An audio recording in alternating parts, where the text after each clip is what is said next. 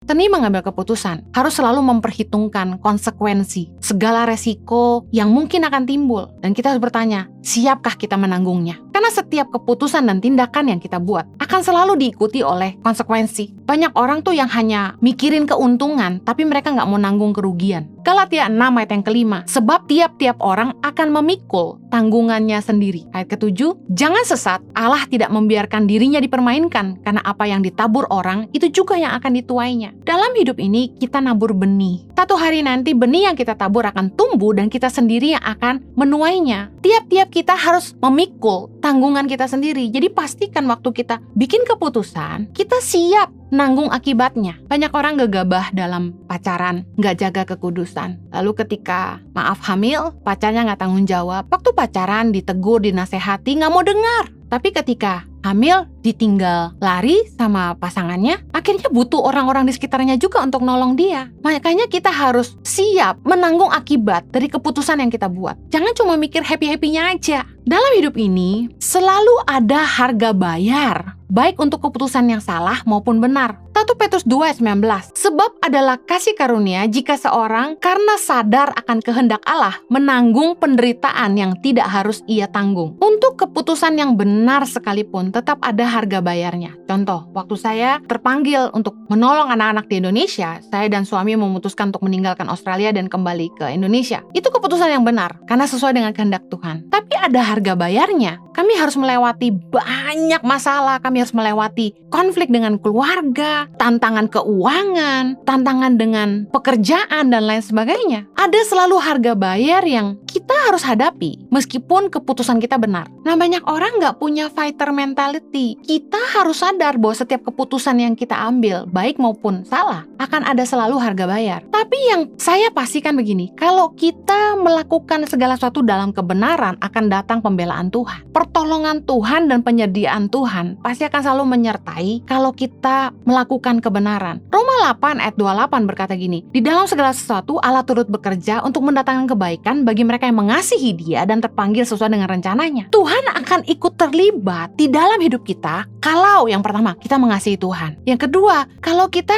betul-betul hidup di dalam rencana Tuhan, terpanggil sesuai rencananya, Tuhan pasti terlibat. Tapi kita seringkali minta pembelaan sementara kita tidak melakukan kebenaran. Amsal 13 ayat 13 bilang gini, siapa meremehkan firman, ia akan menanggung akibatnya. Tetapi siapa taat kepada perintah akan menerima balasan. Seringkali anak Tuhan bikin salah, mereka takut menghadapi konsekuensinya. Dan ketika harus menghadapi konsekuensinya, mereka minta pembelaan Tuhan. Nah, saya mau katakan gini, Tuhan gak akan bela kita kalau kita gak hidup dalam kebenaran. Kita sendiri yang berbuat, kita harus tanggung jawab. Satu kali kami ngurus izin untuk bangunan sekolah. Salah satu staf saya yang membantu mengurus izin berkata kepada saya, apa perlu saya lakukan ini dan itu dengan cara-cara manusia? Lalu saya mulai berkata, jangan lakukan, ikuti saja aturan. Karena jangan sampai kita tidak melakukannya dalam kebenaran dan Tuhan tidak akan memberikan pembelaan. Hati-hati dengan keputusan yang kita buat dalam hidup ini. Baik maupun salah akan ada konsekuensinya. Tapi saya mau pastikan gini, kalau keputusan kita benar akan datang pembelaan Tuhan. Tapi kalau kita bikin keputusan yang salah, kita yang nanggung akibatnya.